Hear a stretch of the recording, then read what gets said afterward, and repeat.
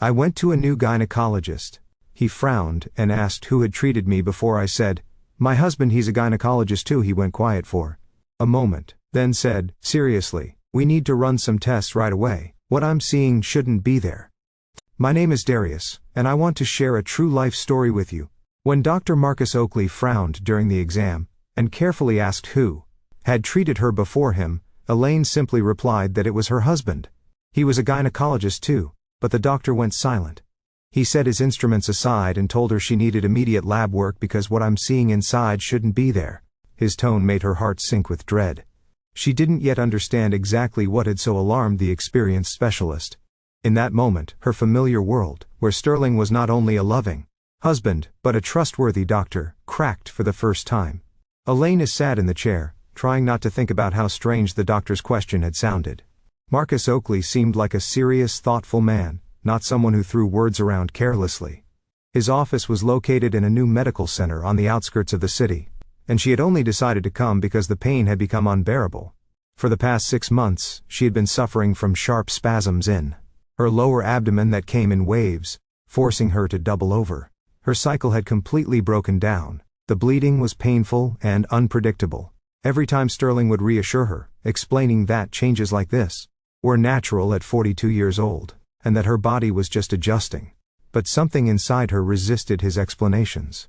Her intuition told her that what was happening to her body was far from normal. When Sterling left to visit his ailing mother in Atlanta, she decided to make the secret visit to an outside physician. Dr. Oakley carefully studied her ultrasound results, shaking his head from time to time. His face remained professionally neutral, but Elaine noticed the muscles in his jaw tighten. The doctor changed the sensor angle several times, trying to get a clearer image. Finally, he put the device down and turned to her. There was something in his eyes that made her instinctively clench her fists. It wasn't just professional interest.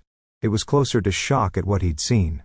"You said your husband has been treating you for 5 years?" he asked, wiping his hands with antiseptic. "And what exactly has he been prescribing you this whole time?" Elena tried to remember. It was usually hormonal pain medication and occasionally anti-inflammatory suppositories. Sterling always insisted that he knew her body better than any outside doctor. Dr. Oakley walked over to the ultrasound monitor and pointed to an irregularly shaped dark spot in the uterine area. "See this growth?" he said, his voice strained. "It's a foreign body, and by all indications, it's been there for a very long time. It looks like an old-style intrauterine device or IUD that has become embedded in the tissue." Elaine felt the blood drain from her face. "An IUD," she repeated, not believing her own ears. "I've never had an IUD. I would know if someone had placed something in me." The doctor took out the medical chart she'd brought with her and flipped through the pages. "There are no records here of an intrauterine contraceptive being inserted," he confirmed. "But things like this don't appear on their own. Someone must have put it in and it didn't happen yesterday." Elaine tried to focus to recall anything that could explain what was happening, but her memory offered nothing. She had always been afraid of IUDs, considering them invasive and dangerous. Sterling knew about her fears, and had never suggested that method of contraception. "I need to run additional tests," Dr. Oakley said, standing up from his desk. "Inflammatory markers, tumor markers, the full spectrum. What I'm seeing on the ultrasound raises serious concerns. The tissues around the foreign body are altered. There are signs of chronic inflammation." He left the office, leaving her alone with terrifying thoughts. Elena tried to calm herself, searching for a rational explanation. Maybe the doctor was wrong. Maybe it was something else, not an IUD. A few minutes later, a nurse came into the room with a tray for drawing blood. The young woman worked silently, but Elaine noticed her exchange a look with the doctor when he returned. There was a silent dialogue between them, full of professional anxiety. "Doctor, the inflammatory markers are really through the roof," the nurse quietly said, showing him the results of a rapid test. Elaine heard those words and felt everything inside her clench with fear. Something was seriously wrong with her body, something she never suspected. Dr. Oakley sat across from her and folded his hands on the desk. "Elaine Thames," he said seriously, "I need to be absolutely honest with you. What is in your uterus poses a real threat to your health. It is not just a foreign body, it is a source of chronic inflammation that could have provoked severe tissue changes." He pulled out a referral form and began filling it out. "You need immediate hospitalization at the County General Medical Center for the surgical removal of this object." The operation cannot be delayed. Every day you wait increases the risks. Elaine stared at him, unable to believe what was happening. Just this morning she was a regular woman with chronic pain. And now she was being told about urgent surgery and serious risks. How could this happen? How could she not know what was going on inside her own body? And one more thing, the doctor added, handing her the referral. Given the circumstances under which this foreign body may have ended up in your system without your knowledge, I strongly recommend you contact law enforcement. What happened to you may qualify as a felony. Those words sounded like a death sentence. Elaine took the referral with trembling hands, still not fully grasping the magnitude of what she was facing. A crime. Who could have committed a crime against her? Who had access to her body when she was vulnerable? A single thought, terrifying and impossible, was already beginning to form in the depths of her mind. A thought she was reluctant to entertain, but which explained everything. The thought that the person she trusted most in the world might have betrayed that trust in the most monstrous way. Leaving the medical center, Elena felt the world she had lived in for the past 15 years collapsing. A world where Sterling was a loving husband and a caring doctor, where their marriage seemed solid and dependable. Now that world was cracking, and she dreaded imagining what would be revealed when it finally crumbled. The operating room at the County General Medical Center was flooded with bright light. When the surgeon, Dr. Vernon Harmon, began to extract the foreign body from Elena's uterus, what he saw made him freeze for a moment with his instruments in hand. The IUD, blackened with time, was so tightly embedded in the tissue that its removal required extreme caution. The device's metallic arms were literally cutting into the uterine walls, leaving traces of necrosis and inflammation. Good grief, he muttered, carefully examining the extracted object. This is a Seraph IUD. They were banned for use over 10 years ago because of their high cancer risk. The assisting nurse handed him a sterile container, and the surgeon placed the IUD inside. Even beneath the layer of biological buildup, the distinctive shape of the device was visible. A device once hailed as a revolutionary contraceptive method.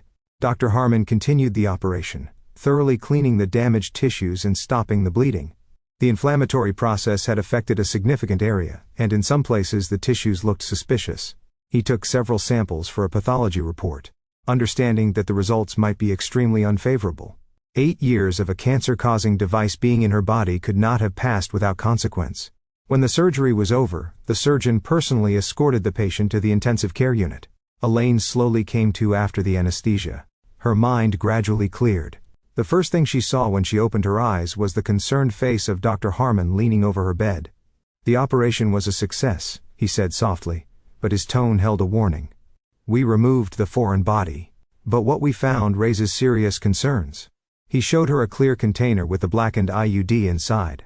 "The device has a serial number, N3847. We'll definitely run it through the database to find out where it came from." Elaine looked at the piece of metal that had been poisoning her body for 8 years, and couldn't believe the reality of what was happening. The IUD looked sinister. Its surface was covered in a dark film, and the sharp edges had clearly traumatized the surrounding tissues. How could something like this have ended up inside her without her knowledge? How could she not have felt this foreign body? Dr. Harmon explained that old-style devices were often inserted without adequate pain relief, and patients might not remember the procedure, especially if it was performed under general anesthesia during another surgery. But the main concern was not the IUD's presence itself, but the consequences of its prolonged existence in her body. The Seraph IUD was taken off the market precisely because of its ability to cause malignant tumors. A few hours later, a woman in a severe suit entered the room and introduced herself as Detective Nia Blount. She took out a recorder and a notebook, settling into a chair beside the bed. Her appearance meant the case had gained official status, that what happened was being treated as a possible crime. "Elaine Thames," the detective began, "I need to ask you a few questions about how this device might have ended up in your body. Did your husband have access to your medical chart? When was the last time you were under general anesthesia?" These questions struck her like hammer blows, each one bringing her closer to the terrible truth. Elaine tried to concentrate, recalling all the medical procedures of recent years. She had only been under general anesthesia once, 8 years ago, when she had her appendix removed. At the time, Sterling insisted that the surgery take place at his private practice, not the city hospital. "Why would you need outside doctors?" he'd asked. "I'll supervise everything myself. I'll be there every step of the way." The detective carefully recorded every word, clarifying details from time to time. Who else was in the operating room? How long did the surgery last? What was the post-operative period like? Elaine answered mechanically, but with every question a terrible suspicion grew in her soul. Sterling had indeed controlled everything. He had been there from start to finish. Detective Blount explained that inserting an IUD without a patient's consent qualifies as a serious crime against the person.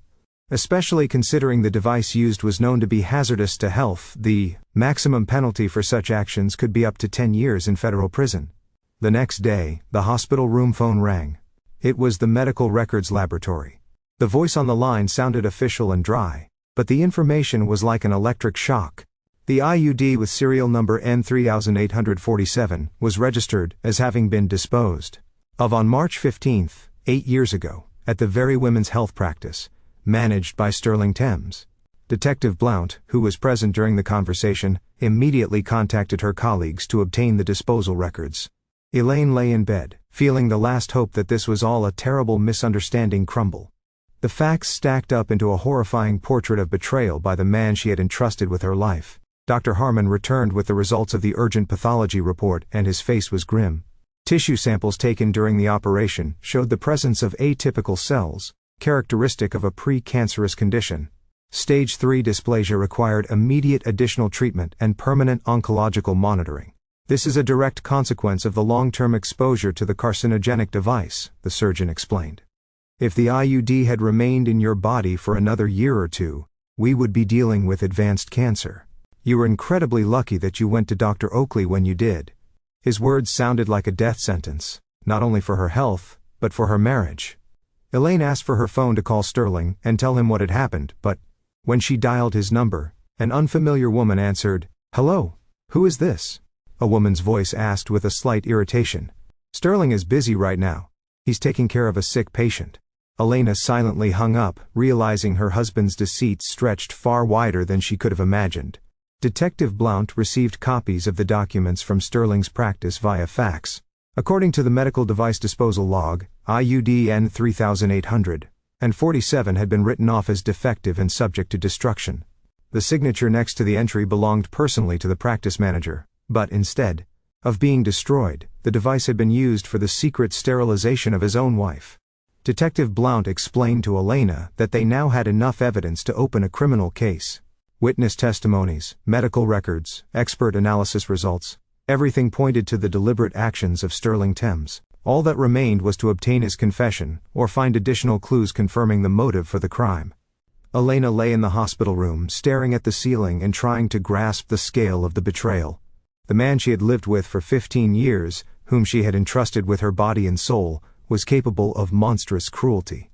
He wasn't just lying to her, he was methodically destroying her health, depriving her of the ability to have children, and exposing her to the risk of cancer. But the most horrifying realization was that all this time, Sterling had been playing the role of a loving husband and doctor.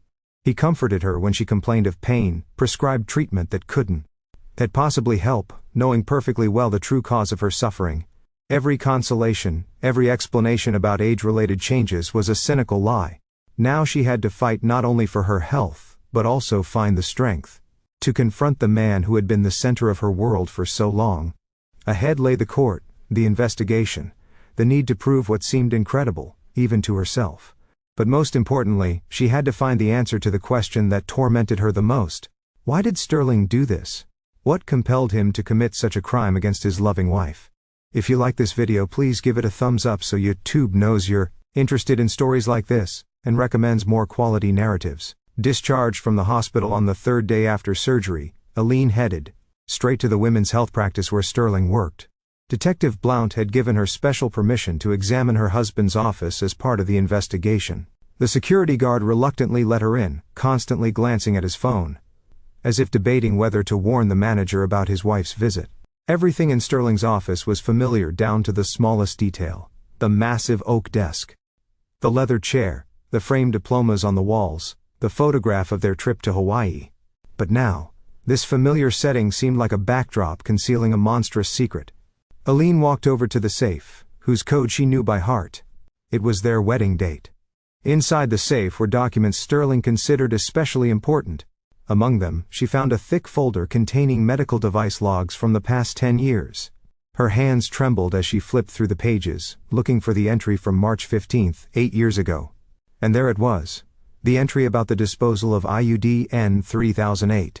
147, next to which was Sterling's sprawling signature. The office door quietly opened, and a young woman in a white coat appeared in the doorway. Aline recognized her. It was Eliva Reese, one of the clinic's nurses, always cheerful and efficient, but now, Eliva's face showed confusion and fear at the sight of the manager's wife holding the documents. "Aline Thames," Eliva said uncertainly. "What are you doing here?" "Dr. Thames said you were in the hospital after surgery." The nurse was holding something that she tried to hide behind her back, but Elena managed to catch a glimpse of the distinctive packaging of a pregnancy test. "I've already been discharged," Elena replied, carefully studying the young woman's face. Eliva looked distressed, her cheeks were flushed, and her eyes darted around. "What is that in your hand?" Elena asked, though she already guessed the answer. The nurse became even more flustered and pressed the test to her chest. "It's personal," Olivia mumbled, but her voice sounded unconvincing. Elena noticed a gold ring with a small diamond sparkling on the ring finger of her right hand. The ring was strikingly similar to her own wedding ring, which Sterling had given her 15 years ago. "That's a beautiful ring," Elena commented, pointing to the nurse's hand. "Where did you buy something like that?" Eliva instinctively hid her hand behind her back, but it was too late. "It was a gift from my sweetheart," she replied quietly, and a note of defiance entered her voice as if she were protecting something very dear. Elaine felt everything inside her tighten with the premonition of new revelations. Did Sterling's betrayal stretch even further than she could have imagined?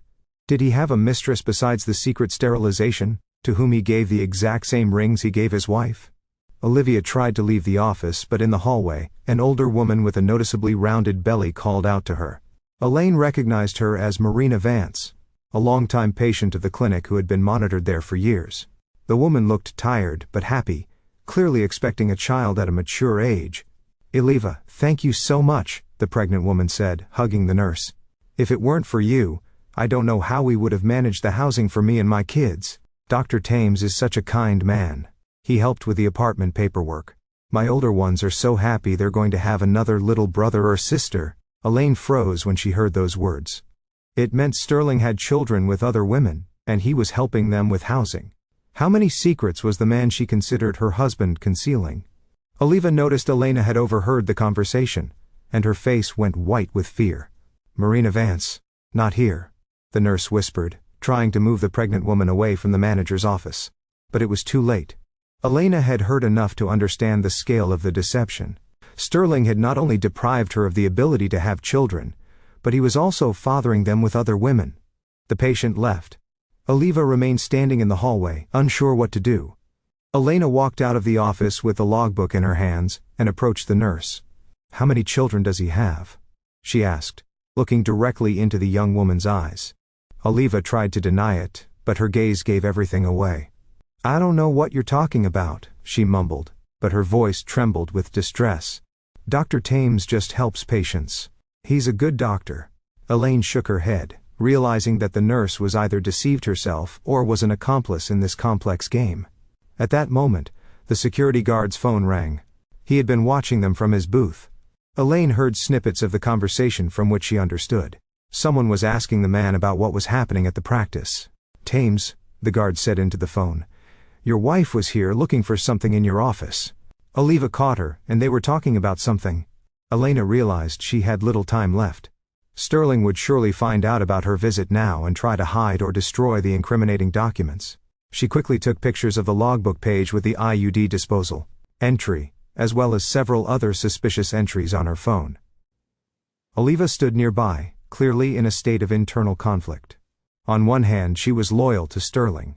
On the other, she saw his wife suffering and knew something was terribly wrong. The pregnancy test in her hand was eloquent proof that she was more than just a nurse to the practice manager. Elaine decided to take a gamble. "Is it his?" she asked, pointing to the test in Oliva's hand. The nurse didn't answer, but her silence was more telling than any words. Tears welled up in her eyes, and she pressed the test to her chest, as if shielding her future child from a cruel world. "He promised me he would divorce you," Oliva finally said, barely audible. He told me you were sick, that you couldn't have children, that your marriage was long dead. I didn't know that he was the one who made you sick. These words served as a confession, confirming Elaine's worst fear. How many children do you have together? Elaine asked, feeling her world spin with horror.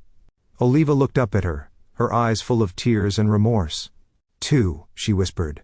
Maisie, she's 5, and Isaac, he's 3. They think Daddy works in another city, which is why he rarely comes home. Elena felt the ground disappear from under her feet. It turned out that while she was suffering from the pain caused by the embedded IUD, Sterling was creating a parallel family with a young nurse. He was raising the children he had deprived her of. He played the role of a loving father to some, and an indifferent husband to another. The security guard finished his conversation, and headed towards them, clearly having received instructions from Sterling. Elena Thames, he said with forced politeness. I need to ask you to leave the building. The manager said, You do not have the right to be here without his presence. Elena knew her time was up. She quickly left the practice, taking with her the document photos and the terrible knowledge of her husband's double life. In the car, she called Detective Blount and told her what she had learned. Now they had not only proof of a crime against her health, but also a motive explaining Sterling's actions. Detective Blount listened carefully, and promised to immediately question Oliver Reese as a witness. She also planned to obtain a warrant to search Sterling's home and workplace, to seize all documents that might shed light on his criminal activity. Elaine drove home, realizing her life was utterly ruined. The man she trusted most in the world was capable of monstrous betrayal.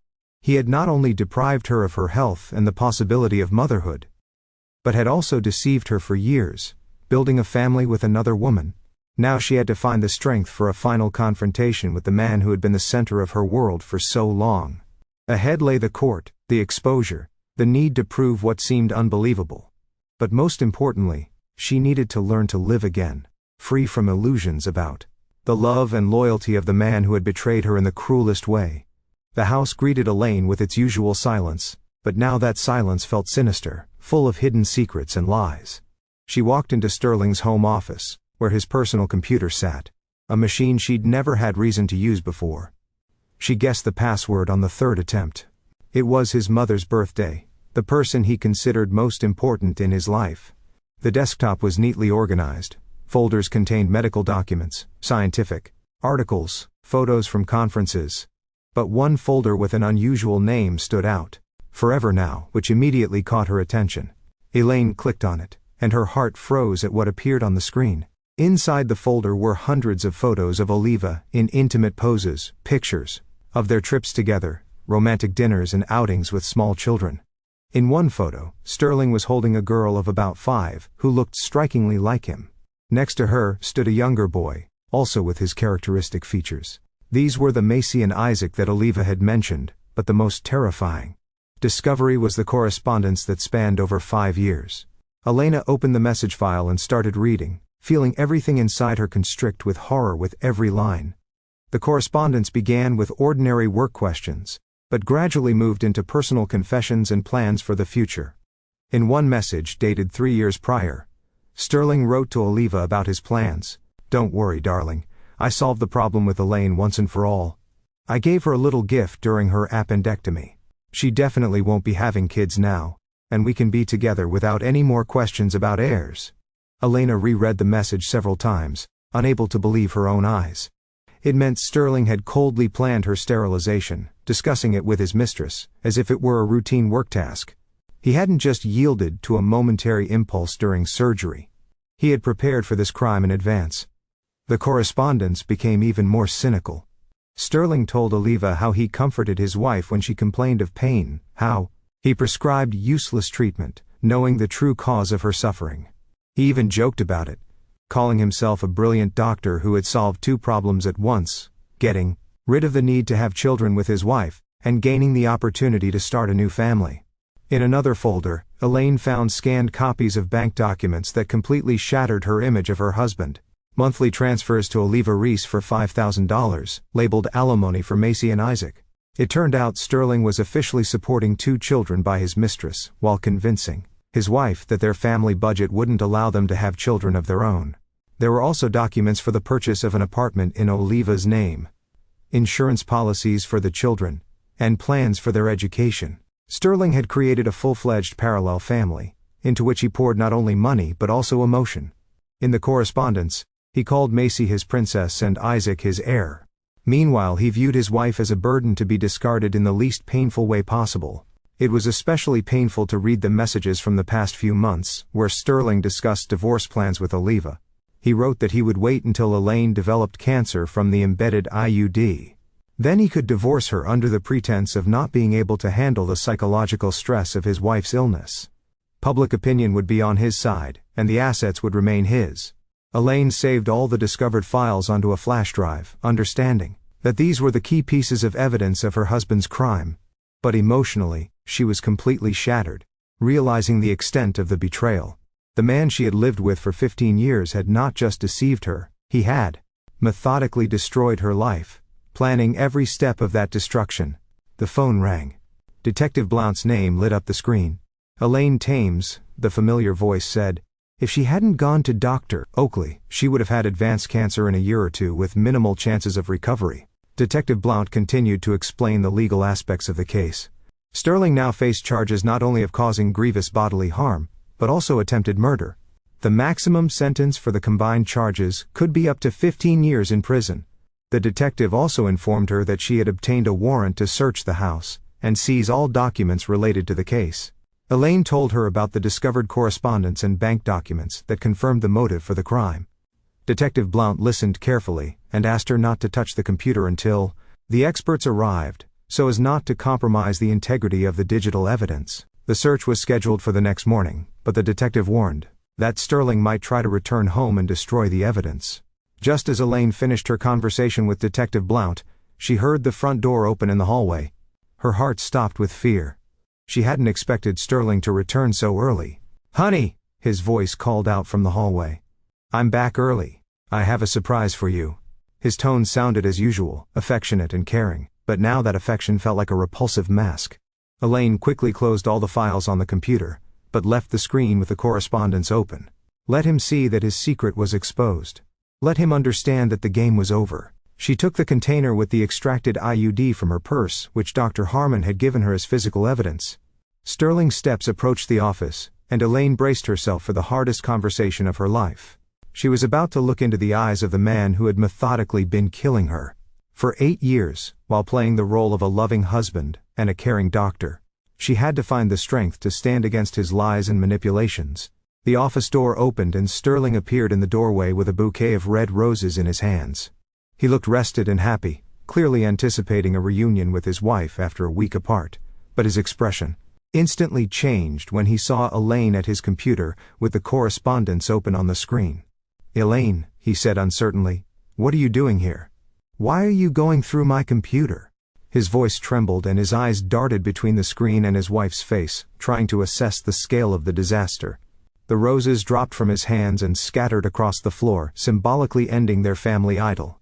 Elaine silently turned the monitor toward him, so he could read his own words about giving her a little gift during the surgery. Sterling went pale, realizing his most terrible secrets were exposed. Fear flashed in his eyes, then anger, then fear again. He knew his career, reputation and freedom were hanging by a thread. "It's not what you think," he began, trying to find an explanation for the inexplicable. "I can explain everything. It was a medical necessity. You don't understand all the circumstances." But his voice sounded unconvincing even to himself. His words were confused and his hands trembled with nervous strain. Elaine stood up from the desk and walked toward him, holding the container with the blackened IUD. "Here's your little gift," she said quietly, but her voice was steel. "For 8 years you poisoned me from the inside with this garbage, deprived me of the ability to have children, drove me to a precancerous condition. And all this time you played the role of a loving husband." Sterling tried to snatch the container from her hands, but Elena backed away. His mask finally slipped, and she saw the true face of the man she had lived with for half her life. It was the face of a predator cornered, ready to do anything to save his own skin, a man for whom she had never been anything more than an obstacle to happiness with another woman. Sterling stood in the office doorway. His face rapidly changed expression from surprise to comprehension, from fear to despair. The roses lay on the floor, their red petals scattered across the carpet, creating a sinister picture of a ruined idol. He saw his correspondence with Aliva on the computer screen, understood that his most terrible secrets were exposed, but still tried to find a way to wriggle out of the situation. "Elaine, what are you doing here?" he repeated, taking a step into the room. "Why are you digging through my personal files? This is a violation of privacy, you have no right." His voice trembled with nervous strain, and his hands clenched into fists. He was still trying to play the role of the offended husband, whose privacy had been violated. Elaine slowly turned to him, holding the container with the blackened IUD in her hands. Her face was pale, but her eyes burned with the cold fire of righteous anger. "Is this your surprise?" she asked quietly, holding up the container. "For 8 years you poisoned me from the inside with this garbage, deprived me of the ability to have children, drove me to a pre-cancerous condition." Sterling lunged at her, trying to snatch the evidence from her hands. "Give that to me," he yelled, losing the last shreds of his self-control. "You don't understand what you're doing. This could ruin my career, my reputation." Elena dodged him, pressing the container to her chest. For the first time in all their years of marriage, she saw her husband's true face, without masks or pretense. At that moment, footsteps sounded in the hallway, and Detective Blount's voice cut through the tense silence. "Sterling Nicholas Thames," she said in an official tone, walking into the office, accompanied by 2 police officers. "You are under arrest on suspicion of causing grievous bodily harm and attempted murder. You have the right to remain silent." Sterling turned to the newcomers. His face was contorted with horror. "This is a misunderstanding." He began trying to maintain his dignity. "I am a respected doctor, a practice manager. I have an impeccable reputation. You can't arrest me based on the delusional accusations of my mentally unstable wife." Detective Blount pulled out handcuffs. Her face remained professionally impassive. "We have all the necessary evidence, including medical examination results, IUD disposal documents, and witness testimony. Your wife has provided us with correspondence in which you, yourself, confessed to the crime committed." Just then, Aliva burst into the house. Her face was streaming with tears, and she was clutching her cell phone. "Sterling," she cried. "The guard at the clinic called me and said the police arrived." "What's going on?" Seeing the handcuffs in the detective's hands, she rushed to her lover, trying to shield him. "I'll tell you everything," Oliva sobbed, turning to Detective Blount. "It was his idea, not mine. He told me his wife was infertile from birth, that they hadn't lived as husband and wife for ages. I didn't know that he made her sick himself." Her confession poured out, destroying Sterling's last hopes of salvation. Sterling pushed Aliva away, and turned to Elena. A final attempt to justify his actions flashed in his eyes. "I did this for us," he said desperately. "You yourself said you weren't ready for children, that you wanted to build your career first. I just helped you avoid an unwanted pregnancy." Elaine looked at him with disgust, unable to believe this man was still trying to shift the blame onto her. "I wanted to wait a year, not become permanently infertile," she replied coldly. "You deprived me of the right to choose, sentenced me to suffering and illness, and all for her. For your children with your mistress." Detective Blount put the handcuffs on Sterling, ignoring his protests and attempts to resist. "Aliva Reese," she addressed the weeping woman. "You need to come with us to give your statement. You are a key witness in this case." The nurse nodded, understanding that her life too had fundamentally changed. Sterling was led toward the exit, but he kept turning back to Elaine, trying to find a flicker of their former love in her eyes. "Elaine," he pleaded, "we can fix everything. I'll find the best doctors. We'll cure you. Don't ruin our family over one mistake." His words sounded pathetic and unconvincing even to himself. Elaine watched silently as the man she had lived with for 15 years was led away. She felt no emotion other than emptiness and relief. That man had died to her the moment she read his correspondence with his mistress. What was being led away now was only a shell inside which lurked a stranger and an enemy. Olive lingered in the doorway. Her gaze wavered between Elena and the departing Sterling. "I truly didn't know," she whispered. "He said you were sick from birth. The doctors had forbidden you to get pregnant. I thought I was helping him find happiness with a woman who could bear him children." Elena looked at her with pity, realizing that Aliva II was a victim of Sterling's manipulation. "How old are you?" she asked quietly. 26, the nurse replied. Elena shook her head, realizing Sterling had seduced a very young woman when she was barely 20. "He used you too," Elena said. "He promised to divorce me, marry you, but in reality he just wanted a young mistress and children on the side." If it weren't for this whole situation, he never would have left me, because I provided him with stability and respectability. Oliva cried even harder, realizing the truth of Elaine's words. What will happen to my children now? She sobbed. How will I explain to them that their daddy is a criminal? How will I support them without his help? Elena felt sympathy for her. Despite everything that had happened, Detective Blount returned for Oliver, patiently waiting for her to finish talking with Elena. We really need to go, the detective said gently. The sooner we process all the statements, the sooner you can get back to your children. Oliva nodded, and headed toward the exit, but turned back at the door. Forgive me, she told Elena. I know my apologies won't change anything, but I truly didn't want to cause you harm. Elena nodded silently, unable to find the words to reply. Forgiveness would come later, when the pain of betrayal subsided, when she could think about this story without shuddering. The house emptied, and Elaine was left alone among the scattered roses and the fragments of her former life. She picked up a few petals, remembering how she used to be thrilled by such surprises from her husband. Now those flowers felt like a mockery. Sterling's last attempt to preserve the illusion of a normal relationship. She walked into the bedroom and began gathering his things, realizing she no longer wanted to see anything in the house that reminded her of him. Every photograph, every book, every item of clothing was saturated with lies and deception. She had to start life anew, cleansing her space of the ghosts of the past. The phone rang. Dr. Oakley's name appeared on the screen. Elaine Thames, he said warmly. I heard what happened. How are you feeling? Do you need any medical assistance? His concern was genuine, with no hidden motives. Thank you, she replied, feeling a warmth spread inside her in response to the human compassion. Physically, I'm okay. Emotionally, I suppose that will come with time. Dr. Oakley offered her psychological support and regular checkups to monitor her health after the IUD removal. Hanging up, Elaine went out onto the balcony and looked at the city spread out below. Somewhere in a detention center sat the man who had been slowly killing her for 8 years. Tomorrow the trial would begin with interrogations, expert analyses, and public discussion of the most intimate details of her life.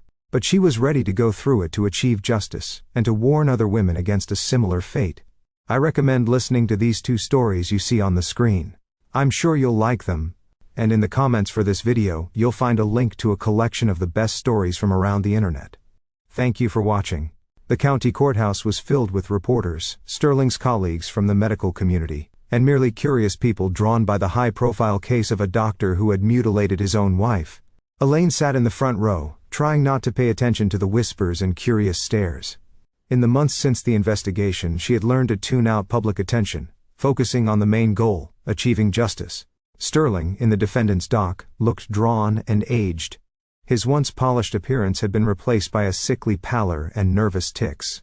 His lawyer whispered something in his ear, but Sterling stared into the void, as if he still couldn't believe what was happening. His reputation was ruined, his career was over, and ahead loomed the prospect of many years behind bars. Judge Ava Jenkins, a middle-aged woman with a stern face, opened the session and gave the floor to the state prosecutor. The prosecutor methodically laid out the circumstances of the case. Each fact sounded like a hammer blow to the defendant's reputation. The secret insertion of a carcinogenic IUD, years of deception, the parallel family, the cynical correspondence with his mistress. The first witness called was Oliva Reese, who entered the hall pale and trembling. Her pregnancy was clearly visible. Her rounded belly added drama to her testimony. She sat in the witness chair, not daring to look at Sterling, who stared at her with pleading eyes. Please tell the court about your relationship with the defendant, the prosecutor requested. Oliva spoke softly, but her words were distinctly heard in the ensuing silence. He told me his wife was infertile from birth, that doctors had forbidden her to get pregnant due to genetic abnormalities. I believed him. I thought I was helping a good man find happiness. She recounted how Sterling promised her a divorce from his wife and an official marriage, how he planned their future together with their children. He said he deliberately made his wife sick so she wouldn't claim the assets in the divorce, Oliva confessed, and a murmur of outrage passed through the hall. He said it would be better for everyone, that she wouldn't suffer through a divorce. Sterling's lawyer attempted to discredit Oliva's testimony, hinting at her vested interest in the outcome of the case. But the young woman steadfastly answered all the questions, providing specific dates and quoting messages from the correspondence. Her sincerity was evident even to the most skeptical jurors. The next witness was Dr. Oakley, who spoke of his suspicions from Alina's very first examination. The experienced physician couldn't help but notice that the patient symptoms did not match the diagnoses her husband had given her. The inflammatory process was too localized and the pain too specific for ordinary age-related changes. Surgeon Dr. Harmon demonstrated the extracted IUD to the court, explaining why devices like the Seraph had been banned from use. The carcinogenic properties of the alloy had been proven by numerous studies. This was why all such products were subject to mandatory disposal. Inserting such an IUD was tantamount to slowly poisoning the patient. A forensic expert read out the results of the analysis of Sterling's computer, confirming the authenticity of the correspondence with Oliva. The digital trail left no doubt that the messages were not fabricated. Especially compelling were Sterling's own confessions about how he solved the problem with his wife during the appendectomy. The medical expert announced the conclusion on the victim's health. The defendant's actions led to Elaine Thames' irreversible infertility, and the development of a cancerous condition which without timely intervention, would have progressed to stage 2 cancer. 8 years of a carcinogenic device being in her body caused irreparable harm to her reproductive system. When Elaine herself was given the floor, she stood up and slowly approached the podium. The courtroom fell silent. Everyone awaited her testimony. She was silent for a long time, collecting her thoughts, and then began to speak in a calm, even voice. I entrusted this man with my health, my life, my love. For 15 years, I considered him the closest person on earth. Her voice didn't tremble, but every word was filled with pain and disappointment. He used my love and trust. He used his professional knowledge as a weapon against me. For 8 years I suffered in pain, not knowing the cause, and he comforted me, knowing that he himself was the source of my suffering. Elaine told the court how she had planned motherhood, how she dreamed of children, how she blamed herself for her infertility. Now I know I will never be a mother, she said. And for the first time her voice cracked. He deprived me of that right. He made the decision for me, disposed of my body as if it were his own property. She spoke about the years of deception, her husband's double life, and the children he was raising with another woman while his wife suffered the consequences of his crime. The most terrible thing is not the physical pain, but the realization that the person you trust the most is capable of such cruelty. When Elaine finished her speech, there was absolute silence in the courtroom. Many women in the audience were crying, imagining themselves in her place. Even some of the jurors couldn't hold back their emotions, listening to the story of years of suffering and betrayal. Sterling's lawyer tried to present his client's actions as a medical mistake, the result of stress and professional burnout. But his argument sounded unconvincing against the backdrop of clear evidence of deliberate intent. The correspondence with his mistress left no doubt that his wife's sterilization had been meticulously planned. Sterling himself refused to testify, limiting himself to a formal acknowledgement of the factual circumstances of the case. He sat with his head down, not daring to look his former wife in the eye. His silence was more telling than any excuse. The judge retired for deliberation, which lasted several hours. When the session resumed, Judge Jenkins read the verdict in a strict official tone. Sterling Nicholas Thames is found guilty of causing grievous bodily harm committed with particular cruelty and is sentenced to 7 years of incarceration in a maximum security prison. Additionally, the court permanently revoked Mr. Thames's medical license and ordered him to pay Elaine Thames a $500,000 compensation for moral damages. He must also reimburse all costs for the victim's treatment and rehabilitation. Sterling was led away in handcuffs. He never looked up at Elaine. His lawyer announced his intention to file an appeal, but everyone understood that with such evidence, the chances of leniency were practically nil. The medical community had already disavowed their former colleague. His name had become synonymous with professional betrayal. 1 year later, Elena stood before a mirror in an ivory-colored wedding dress that highlighted her slender but stronger figure. Regular checkups showed that the precancerous changes had been arrested. Her body was gradually recovering after the removal of the source of poisoning. Next to her stood Dr. Marcus Oakley, who over the past year had become not just a doctor, but a close friend. "Your lab work is completely normal," he said, adjusting her veil. "The risk of cancer has retreated, and the inflammatory processes have ceased. Your body shows an amazing capacity for recovery." Elena smiled, feeling the warmth of hope and new love spread inside her. A small girl of about 5 appeared in the doorway in a white dress, holding a basket of rose petals. "Mommy, you look so pretty," said Alea, whom Elena had adopted 6 months earlier. The girl had lost her parents in a car crash, and had lived in a children's home. For a long time until fate brought her to a woman who also knew loss and pain. Elena crouched down and hugged her daughter, feeling her heart fill with love for this little person. Motherhood had come to her not as she had dreamed, but it was no less real and profound. Aaliyah had called her mommy from day one as if they had always been a family. Marcus, as she now called her future husband, offered her his arm. "It's time," he said softly. "The guests are waiting, and the minister doesn't like tardiness." Elena took his arm, feeling confidence and peace.